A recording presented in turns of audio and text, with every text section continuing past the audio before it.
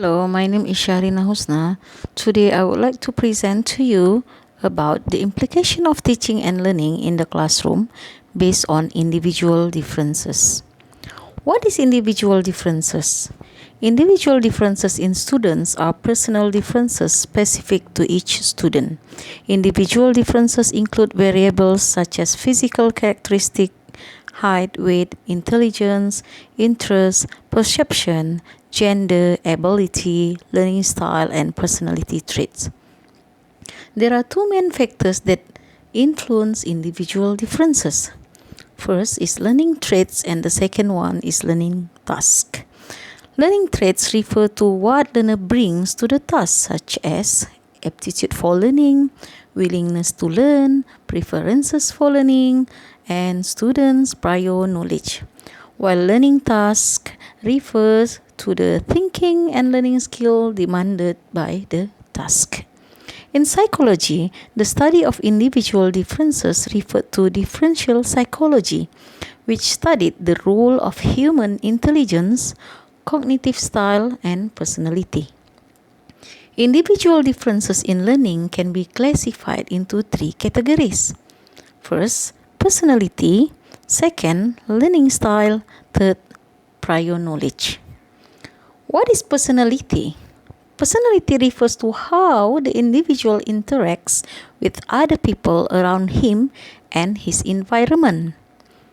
Learning style refers to the ways individual prefers to learn, whether he or she prefers to learn individually or in group. While prior knowledge refers to the existing knowledge that students have acquired previously, including information such as concept, facts, and skill that will help learners in problem solving, comprehension, recall material, reasoning, and knowledge integration. Types of personality. Early philosophers classified human behavior to four types based on the amount of different bodily fluids. Sanguine. Sanguines people who are sociable, enthusiastic, and contented. Melancholic people who are sad, anxious, worried, and serious. Choleric refer to the people who are irritable and hot-headed, while phlegmatic people who are passive, calm, and controlled. While John Dickman proposed 5 types of personality. 1. Surgency. 2. Agreeableness. 3. Intellect. 4. Emotional stability. And 5. Conscientiousness. Whereas Miller proposed 4 types of personality. The first one is reductionist. Second, schematist. Third, gnostics. And fourth, romantics. All these personality types showed individual differences that affect how they perceive themselves and the world around them. There are 4 characteristics of personality that indirectly influence academic performance in learning. First, anxiety. Second, locus of control. Third, introversion and extroversion. Fourth, achievement motivation. These characteristics respond differently to the situation and life event around them and influence the way they perceive themselves and world around them. What is learning styles? Learning style refers to the preferred ways in which individuals learn, process information and skill. It could be individually or in group. There are many ways of learning style, which is known as learning style. Learning style is generally associated with cognitive style. Learning style consists of cognitive, affective, which include feeling and emotion, physiological traits, learner's perception and response towards the learning environment. Types of learning styles. First, cognitive style. It is field independence and field dependence. Field independent prefers to work individually and internally directed, while field dependence prefers to work in groups and externally directed. Field independent and field dependent both can excel at learning tasks depending on teachers' teaching instruction and style to suit their needs. Field independent teachers need to provide the independent learning environment using discovery and inquiry teaching method for the field independent learners. And teachers should provide them with large amount of information that they need, and they need less guidance. While for field dependent, teachers need to provide a social learning environment since they prefer to work in a group. Lesson should be student centered. Types of learning styles. Number 2, KOLB learning style. Diverges. Searching and evaluating information, generating example. Converges, creating new ideas, experimenting, and making decision.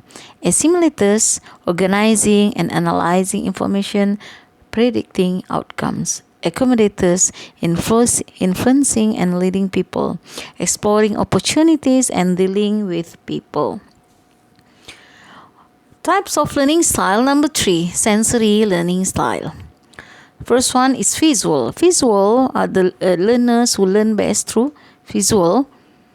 For example, mind pictures, maps, charts, and flashcards, etc.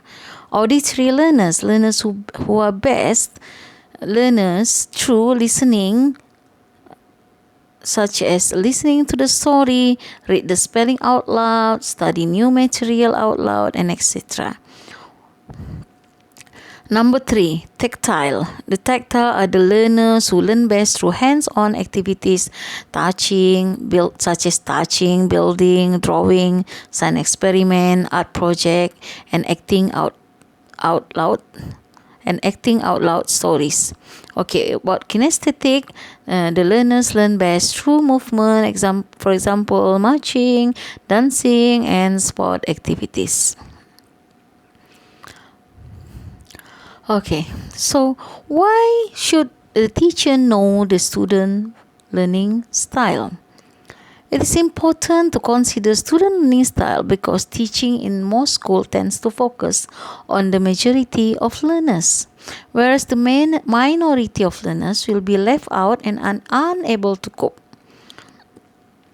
That's why the teacher need to know the learning style of the student to get full participation from all students, to engage all students in activities, to adjust the teaching style to suit students' need, to determine the best strategy for students. Remember, all students are capable learners. However, they are different in many ways. Thus, teachers need to help them learn at their own pace. In order to have effective teaching and engage students' participation in the classroom, teachers need to stimulate their interest through various methods and strategies. Alright, now how to cater students' needs based on their individual differences. Number 1, consider students' background. Number 2, differentiate instruction on teaching style. Number 3, group the student effectively during class discussion. Number 4, consider student learning style. Number 5, engage students in learning goal. Okay, for number 1, consider students' background. This includes students' prior knowledge, interests, needs, and personalities. Teachers need to individualize students' learning experience by incorporating students' goal into the lesson plan. Teachers also need to help them link the prior knowledge to the new knowledge to understand better or create new knowledge through the process of assimilation and accommodation. Number 2, differentiate instruction or teaching styles. Students cannot be taught in the same way, which means adjusting the instruction and methods is very, very important. Differentiation allows the teachers to provide individualized instruction by changing the pace, level, or style, or teaching to engage style of teaching to engage students' strength and interests. All children in the classroom can learn better if teachers can adjust instruction that suits them. Differentiating instruction includes reducing assignment, extending deadline, or to have enrichment curriculum to facilitate the individual differences in learning. Okay, number 3, group the student effectively during class discussion. While assigning project or activities to students, teachers need to group them together randomly because all students have their own strength and weakness. In such way, they can showcase their strength and learn from peers. Number 4, consider students' learning style. Students learn in different ways. As stated earlier, it is important for teachers to consider these differences so that the teachers can adjust the teaching method or instruction accordingly to have better teaching and learning process. Okay, number 5, engage student in learning goal. Students perform best when they feel they are active participant during class. The teachers need to expose students with the objectives that they may want to achieve for a particular topic at the end of the lesson. Thus, their engagement in learning activities should be prioritized. Okay, that's all from me, and thank you very much.